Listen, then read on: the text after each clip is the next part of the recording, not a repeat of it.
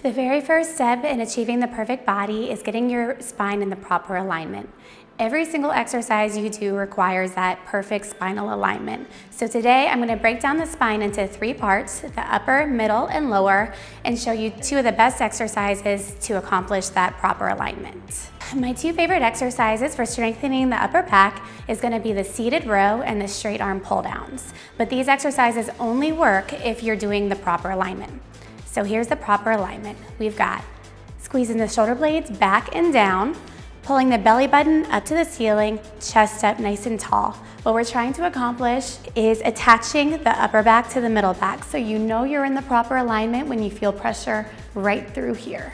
Moving into the middle spine or thoracic spine, it's going to be the hardest area to get into, and you have to make sure that your upper spine is in the correct position to get in there. My favorite exercises for the middle spine are going to be back extensions and side extensions. For the back extensions, you have to make sure to squeeze the shoulder blades back and down, and then focus on crunching through the middle back. For the side extensions, you want to focus on pushing your stomach out, squeezing the shoulder blades back and down, and then crunching right through the upper part of the middle. If you feel it down through the lower, it means you're not squeezing that lat down hard enough.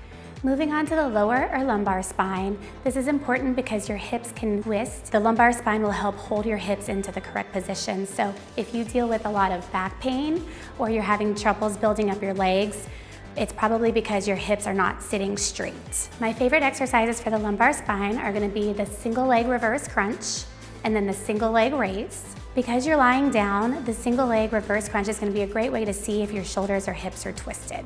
So when you're laying down, both hips should sit on the ground and both shoulders should sit on the ground.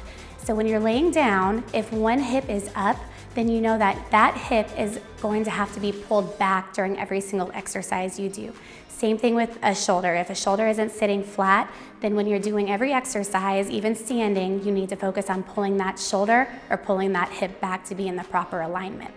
When you're doing the reverse crunch, make sure that you're pushing your stomach out to activate that transverse abdominis, and then tuck the pelvis under just a little bit. That's what's going to keep your low back stable, and then just bring one leg out at a time, focusing on keeping both hips flat on the ground.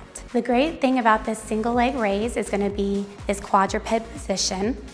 So you want your hands right below the shoulders, squeeze the shoulder blades back and down, make sure the middle back is flat, and then make sure you're tucking that lumbar spine in for that proper spinal alignment. Knees are going to be right below the hips, and then you're just going to lift one leg up. You're focusing on pulling from the low back, but you're actually focused on stabilizing your entire body. So this is a great way to incorporate and strengthen your entire spine during this one movement. Do this workout 3 times a week, slowly building up your reps, and you should see your form slowly improving each time.